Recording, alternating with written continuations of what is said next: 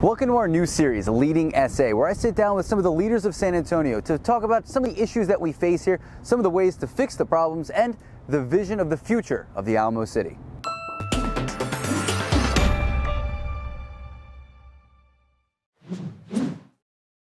Let's get this started. Yeah. Welcome to Leading S.A. Thank you so much. I'm really happy to be here.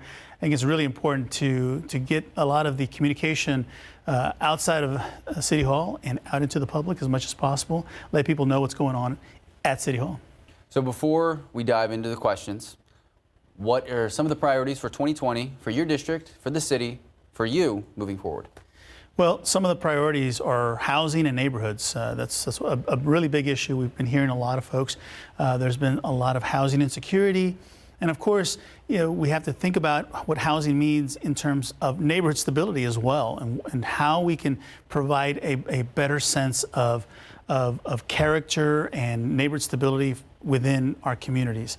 Housing plays a big role in that. And one of the things we've learned is how you have almost an even split between homeowners and renters, and how we can work together to try to resolve some of the biggest issues that renters and homeowners are facing with affordability, with infrastructure issues, with public safety. And so we're going to be talking a lot about that. This is a high priority for me. We've created programs that we think have addressed these very issues, help keep people in their homes for many more years. And it actually buys us one of the most important things we can do with our dollar, is just buy time. Right? So by buying time, we can help to create more programs that actually help people. We also want to talk a lot about public safety and some of the great things that are coming into District 1, but again, really for the center city. We have a new public substation coming into north of downtown San Antonio. And what's really amazing about it is we're going to really sort of have a shift in the way we design our substations so that they're more like community centers. This will actually be a place that welcomes maybe a neighborhood association meeting, maybe a community gathering. It'll have, we're trying to design potentially a dog park or a park space, some kind. It'll also have some public art component as well, which is really, I think, going to change the way we look at our public safety substations. These are the kinds of things that our neighborhoods have been asking for a long time. We're going to be working with our community to help shape what this looks like, and we're really excited about it. Lastly, infrastructure. Infrastructure really is about how we connect our entire city, from our streets to drainage to sidewalks. What does that mean to all of us? We're all impacted by the lack of infrastructure, or good infrastructure. What does that mean in terms of how we can provide a better level of service no matter what corner you live in? And that's really critical, because we've established some really great things, right? So one of the things we've done is establish an equity lens in terms of how we go and deal with issues. In other words, go tackle the problem where there's a need. There's many areas in our city that have broken or missing sidewalks altogether. And we've got to get to those areas. We've got to apply our resources to that, but also do it in a way that's efficient and effective. And so we're really excited about that. We're excited about some of the great things that we created in last year's budget. We created, for the first time ever, a sidewalk repair program. In fact, we call them the Sidewalk Squad. You've heard of the Pothole Patrol. This is the Sidewalk Squad. They're going to be coming to a neighborhood near you, and they're going to be fixing sidewalks, repairing sidewalks as needed, because we know that a more well-connected neighborhood, a more well-connected city provides for better accessibility to any number of things, to transportation, to our seniors who are having difficulty just getting down the street. It actually helps to improve public safety because you get to know your neighbors. There's a multitude of benefits when we're thinking about people first. That was fantastic. I take it you don't get an open forum to just kind of go very often. I could take up 2 hours if you like. I have all the time. You got to talk to your guys. Yeah. I probably have to get back to City Hall. We'll start back from the beginning. Affordable housing and the renter split, the housing and renter split. Now, if you look around Center City or in and about the Broadway, the Pearl area, it seems like there's a new apartment building jumping up every other day. That's a great point. Is there a need? is there that big a need? Are they getting filled, or are there vacancies? No, there's a need. In fact, every report after report shows that we have 1 million people coming to this city. This is a city that is prosperous, that is gaining a lot of momentum, and people want to live in San Antonio. Specifically, they're moving to the center city. So we got to make room, and we want to make space for those folks that are moving into San Antonio. But we want to be thoughtful about it. We want to make sure that the success of one thing does not create or threaten the existence of another. And that's why I mentioned neighborhoods in the beginning and housing, because we've got to think about this, this important topic in terms of who are the people that are already here, for example, right? So we have a lot of seniors living in their homes on fixed incomes that are having issues maintaining their homes. And then, of course, this outside pressure of more development and property taxes and any number of things that are creating these outside pressures that are making people feel insecure about housing. So having a better understanding of who are the people moving into the different parts of our city is so important, just like it is to understand where's the housing need. So when we think about housing in any city, we got to think about affordability. And when it comes to affordability, it's renters who typically are most cost burdened when it comes to the affordability issues. But then you look around at these apartment buildings popping up, and the market price, I mean, looking around this area specifically, it starts at about $1,500 an apartment. So that's a great point. And what we can do is we leverage those market prices to help create a mixed income within those developments. And we have incentives, we have opportunities through our Public Finance Corporation in the city of San Antonio to provide avenues that allow for us to include affordability in a lot of those market rate developments. The idea is to provide opportunity for everyone. Why do we need that? Well, because we know that there's a lot of folks that work in our center city that can't necessarily afford to live in the center city. So that's why using these tools to help drive some of these costs and create percentages of affordability in those developments is so critical. Having this conversation is so critical. This is why we've pushed for a renters commission that can help tackle some of these topics and be a voice for those who might feel marginalized. We have a housing task force that is tackling many things in terms of how we build more housing. But one of the things I think we can also do is try to understand where the effects of those that are cost burdened by renting, understanding how we can provide them a forum in which they can bring some of these issues that may be shaped into policy. Do you think there is an us versus them disparity in regards of, that older generation who lives here, who's grown up here, and then, you mentioned the million people, million more population expected to come here. Do you think it is that, we are here protecting the culture, you're just jumping in these new luxury apartments? Well, I think I would prefer to say that we as a city have the responsibility to set the table for everybody, right? And we have room for everyone. We want people to join us, but we also want to protect those that are here, that have made our city special and unique. And so that's what we work hard to do. That's our responsibility as a city. I believe that wholeheartedly. That's why understanding the data and understanding the way we can structure some of these opportunities to create commissions that are representative of what the need is out in our community is so critical. So, again, the example of that is how, we just had a report about the rising eviction rates in San Antonio. What does that mean in San Antonio? This isn't just about people who are coming into our city. These are people who are currently living in our city that at an alarming rate are being evicted from their homes. This is the kind of thing we need to pay attention to, we need to address. And so I believe that the city must be the entity that helps to set the table, to bring everybody together, to have a conversation about how we can all work together, how we can all create a policy approach that helps move our city forward in a positive way. You talk about protecting the culture, protecting the people who live here, who make San Antonio unique. One of the issues when we have more people coming in, more money coming in, Some people worry about getting taxed out. What plans, what steps have you taken, or are you in the process of taking, to make sure that the culture doesn't go away? To the people who have been born here, raised here, they don't leave, they don't get kicked out of their houses.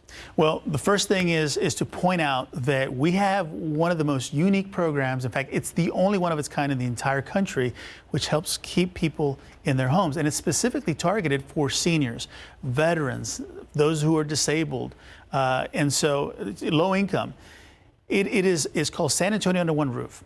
And the idea is to help replace a roof that may be leaking or maybe in disrepair, to help those folks stay in their homes for many more years to come. You're hearing it from me. The most important part of your home is not your foundation, it's your roof. Ask anyone. You can live with a crack in your foundation. You cannot live with a leaky roof. And so that's why we created San Antonio Under One Roof. This is a program I started 5 years ago. It is now funded at $5.25 million a year, which means we get over 500 roofs annually out of this program. We're now close to about 800 roofs that we've completed since the start of the program. And that's one example of how we can help people stay in their homes, specifically our seniors.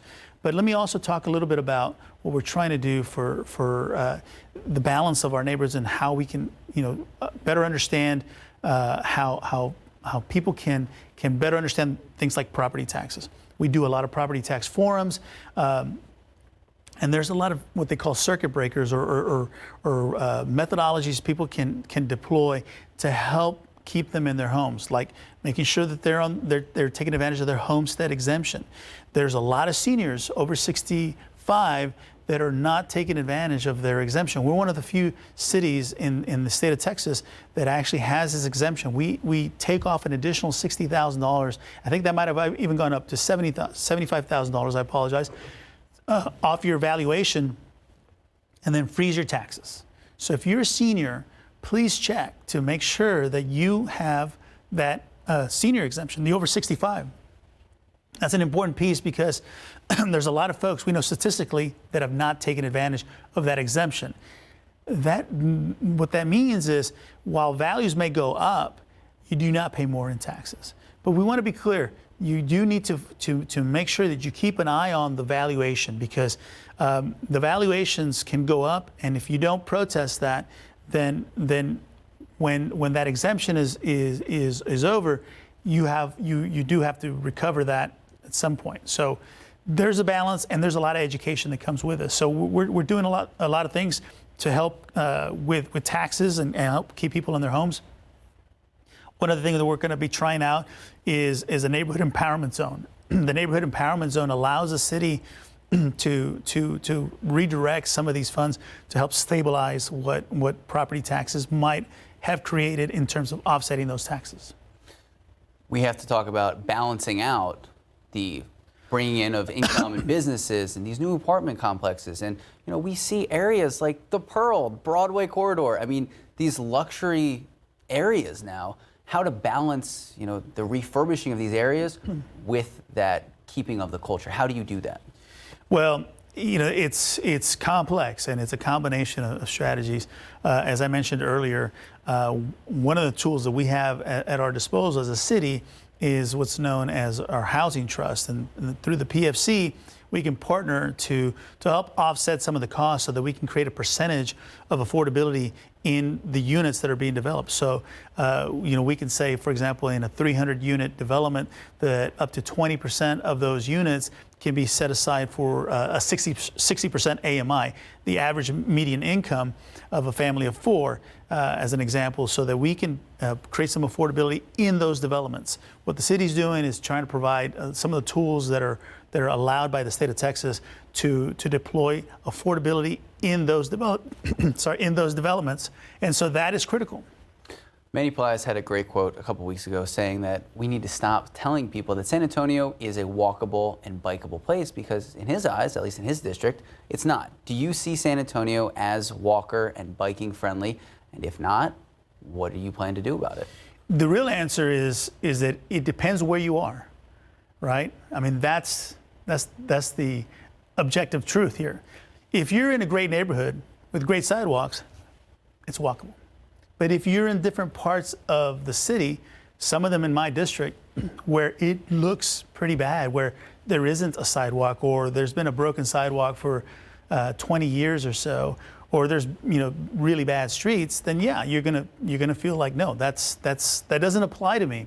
And so that's why we're trying to tackle things in a way that can help provide a better level of service when it comes to infrastructure. We want to have an honest take about what parts of our city have historically not received an investment in infrastructure. So, I can tell you that this is a solvable issue. This is a solvable issue because it's an issue of applying those resources and constructing the infrastructure that we know we can build. It is something that we have talked about frequently, and a lot of neighborhoods have been asking for this. The oldest part of our city is my district. It is the original part of the city. It's what we celebrated 300 years, 2 years ago, right? And so I have some older neighborhoods. Some of those neighborhoods never had sidewalks, ever. And you think about that history. You think about how the city sort of developed. And it wasn't until later that we included in our own code that sidewalks and certain aspects of infrastructure had to be built into the different parts of our city. So we asked that the community understand that while your neighborhood might be a walkable and enjoyable place, there's other parts of our city that historically did not have that. And so we're sort of balancing that. There's been, this is an example of how the way or the history of how the city grew over time and how those policies had to catch up. We have to go back and address those issues. Older infrastructure has to be maintained and taken care of, and in some cases, it was never put there in the first place. We've been out with the pothole patrol several times.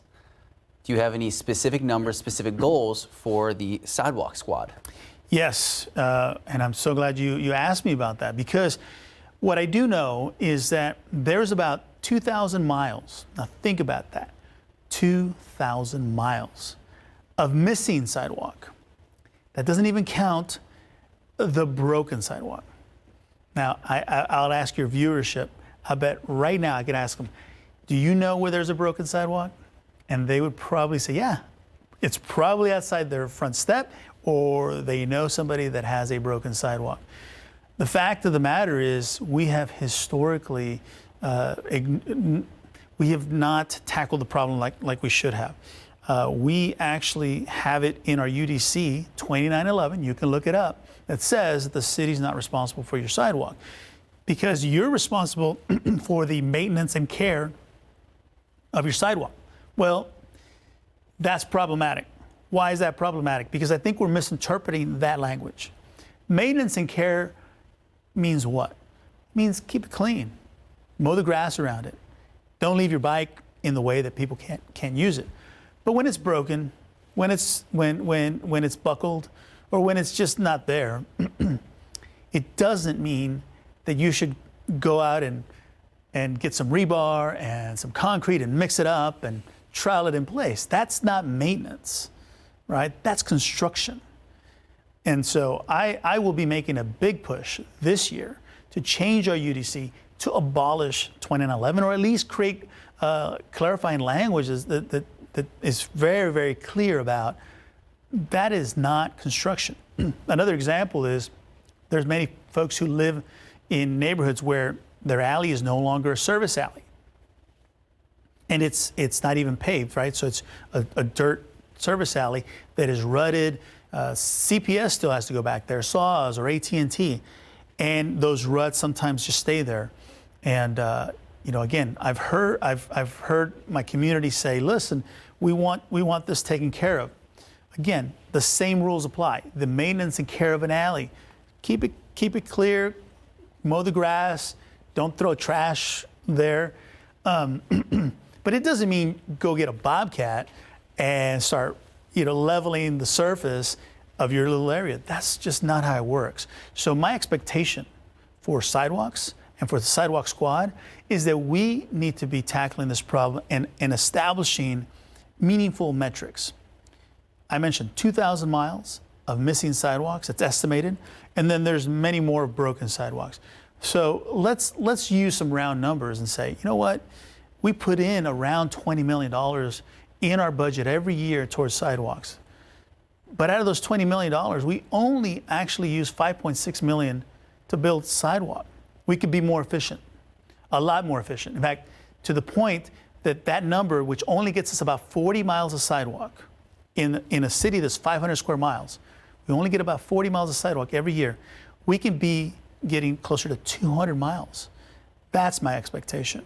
When we're out repairing sidewalks, we can bring back an entire block. Now think of it this way.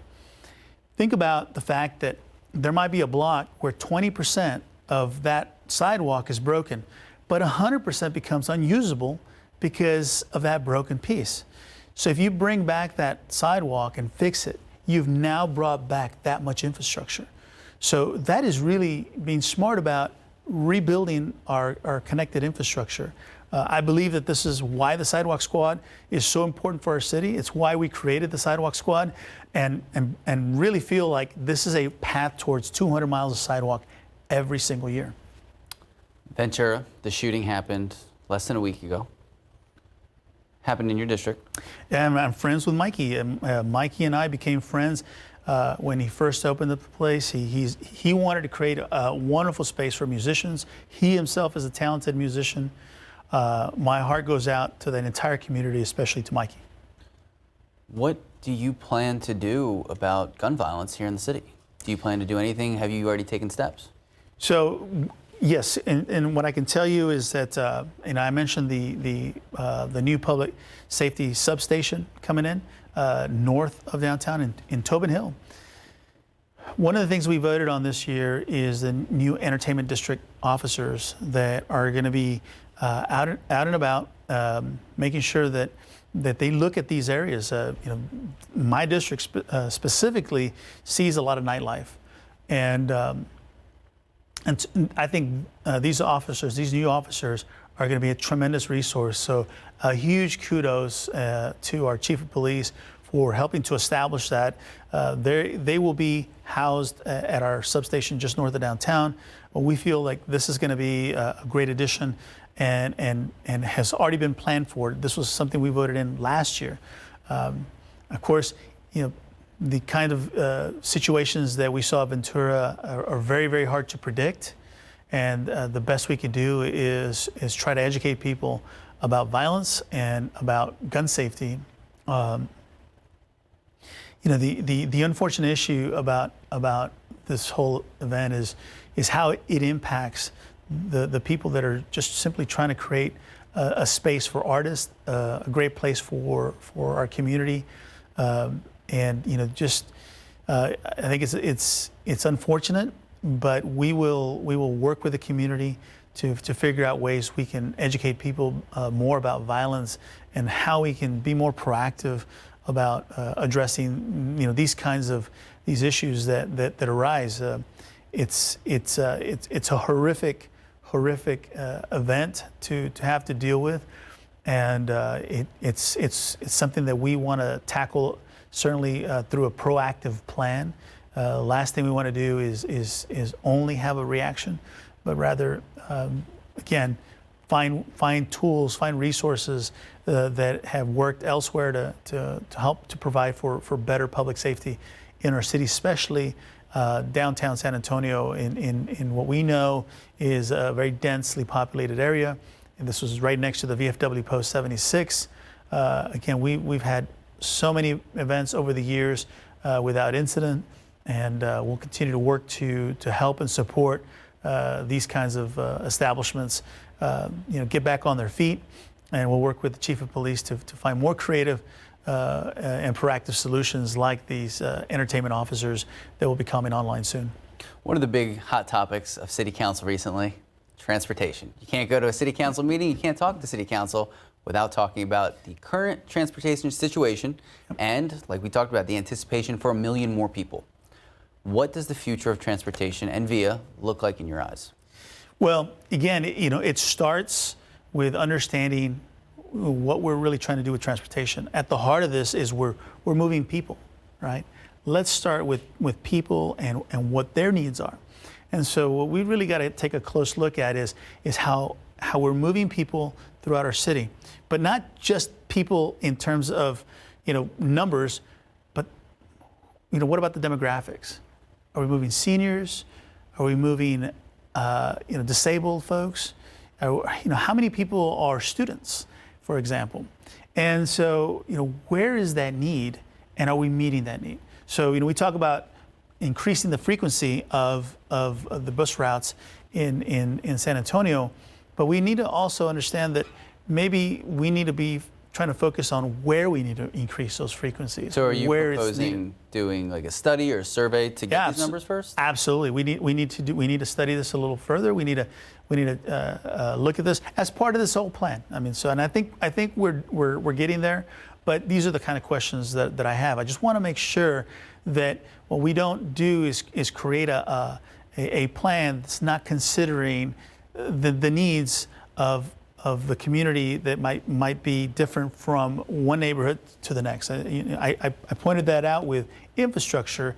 It's the same thing with transportation, and so we want to make sure that we know our city, that we deploy all the tools and resources available to us, so that we are sort of using those resources efficiently and effectively. Speaking of those resources, I was kind of alluding to the ballots coming up. One possibly in May and then November, and the 1/8 sales tax. What do you want to see be done with that sales tax? Well, it's pretty obvious that historically the 1/8 sales tax has been used for Aquifer Protection, and it's been an incredibly successful program, and we as a city should be very proud of what we've done to protect our water resource. So what I'd like to see is how we can work with the Edwards Aquifer Protection Program to make sure that program exists and continues to provide to be a resource to the city and helps us continue a very popular program. Secondly, I know that the 1/8 sales tax in other cities have historically been used for transportation. Well, more than just 1/8.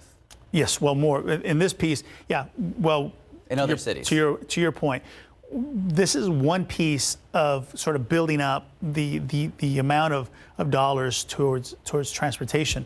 So we know historically we have underfunded transportation. So this is a push to see how we can recapture that 1/8, and in there is a balance of how we can get there. I think at the heart of this is educating the community and educating ourselves about what's the need.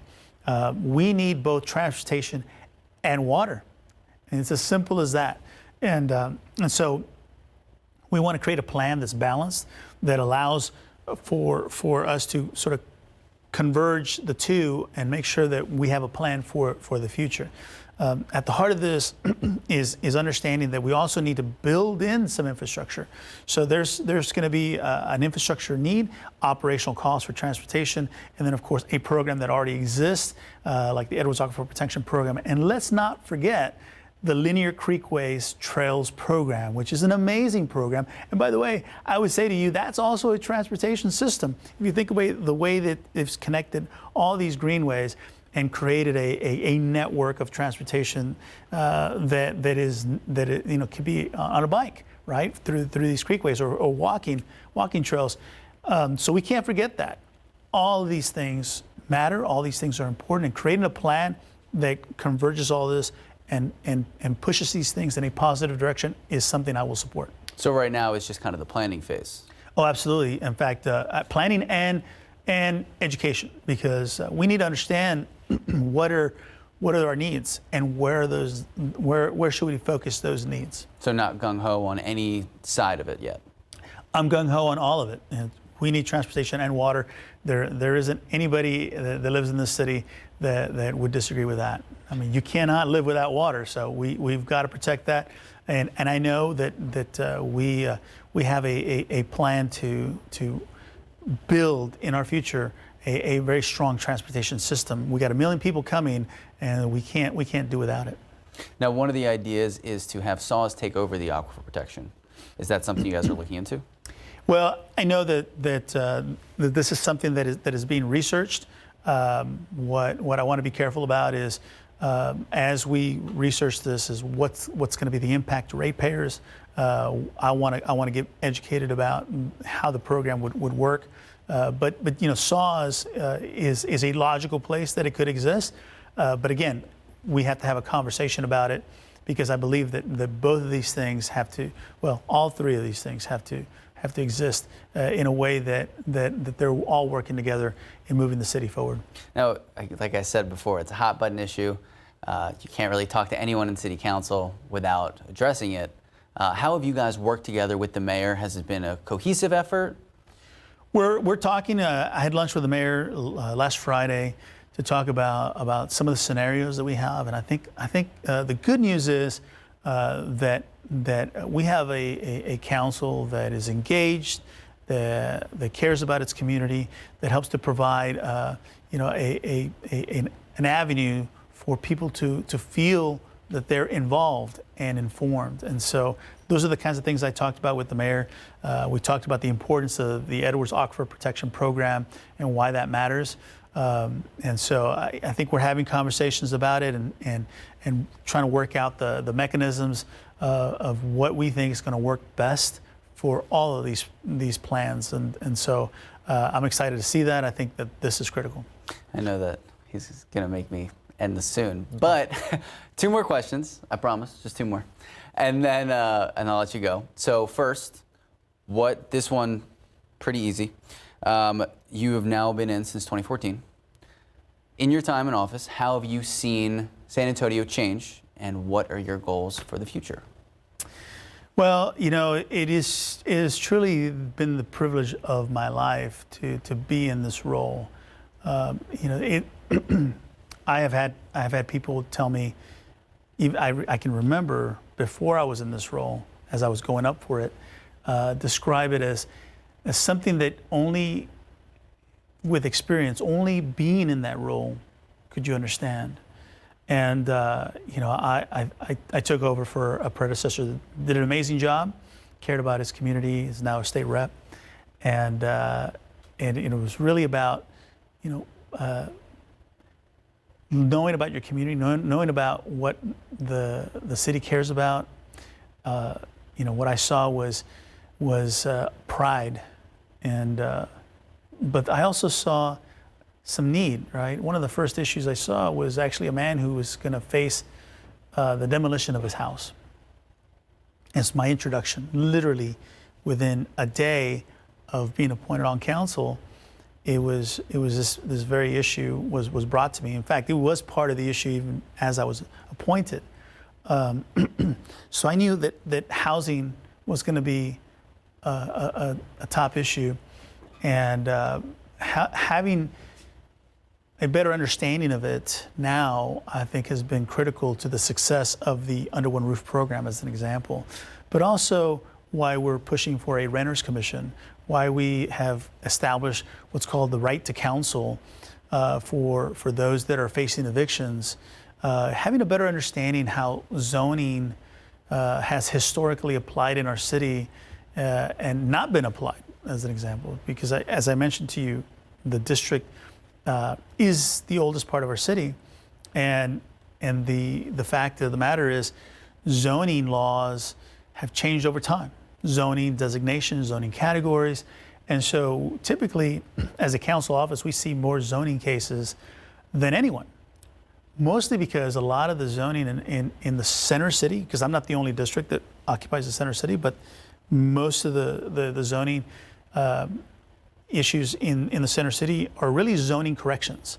They don't seem to match what the current use is, and that's because they were translated over time. And so as the city grew, as I mentioned, over time, you know, those things change too, and so we're having to resolve all that. So I've learned a lot about my community. I've learned a lot about the amazing character of our city. You know, we have a range of neighborhoods that you know, what really truly makes me really think hard about the kinds of things we could do for our city is how much these neighborhoods care for one another, and how much they understand that while one neighborhood may have some great things, other neighborhoods may be doing without, and working together to help resolve those issues, and how that is, being a great community participant is all about, and how we can elevate historically marginalized city. We are rated dead last when it comes to poverty. We are rated the #1 segregated city, economically segregated city in our country. We have created these red lines historically, and I think what I've learned is that the city is ready to resolve these things. The city is ready to tackle these hard issues, and I'm truly proud to be a part of that. I hope to continue that push and create solutions that can resolve these legacy issues that have existed since the beginning of this this incredible community. What's next is really something that I hope really connects all those same dots. I think I've truly learned a lot about my city. I've learned a lot about my community, but most importantly, I learned a lot about myself.